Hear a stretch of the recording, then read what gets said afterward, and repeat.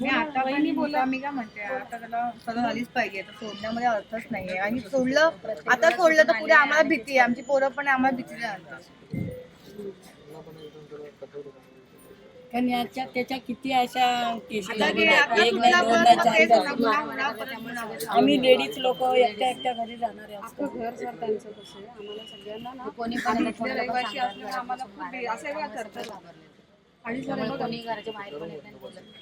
आता भीतीच निर्माण झाली ना. प्रयत्न सर लावलेत त्यांनी तिथं तो गंजा पियायचा. ऐकी ना ताई, वहिनी बरोबर आहे का? ताई बरोबर आहे. तिथं सगळं होतं.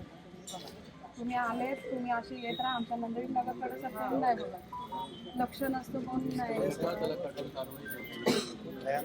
सर. ते पत्रांचं पण तेवढं खूपच दुर्दैवी घटना आहे आणि पोलिसांनी आरोपीला पकडलेला आहे बुलढाण्यातून आणि त्या आरोपीवरती कठोर अशी कारवाई, ज्या काही कलम आहेत ते कलम त्याच्यावरती लावले जातील आणि कठोरातली कठोर कारवाई, त्याला फाशी कशी होईल त्याच्यासाठी सरकारच्या बाजूने पूर्णपणे ताकदीने प्रयत्न जे आहे कोर्टामध्ये केले जातील आणि त्याला नक्कीच फाशी होईल.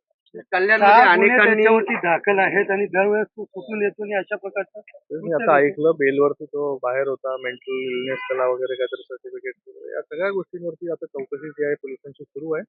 एवढंच मी सांगू शकतो की सरकारकडून पूर्ण प्रयत्न जे आहेत त्या गुन्हेगाराला, अशा गुन्हेगाराला ज्याने असं कृत्य केलं त्याला फाशीची शिक्षा कशी होईल याच्यासाठी पूर्ण प्रयत्न जे आहेत आणि 100% फाशीची शिक्षा त्याला होईल.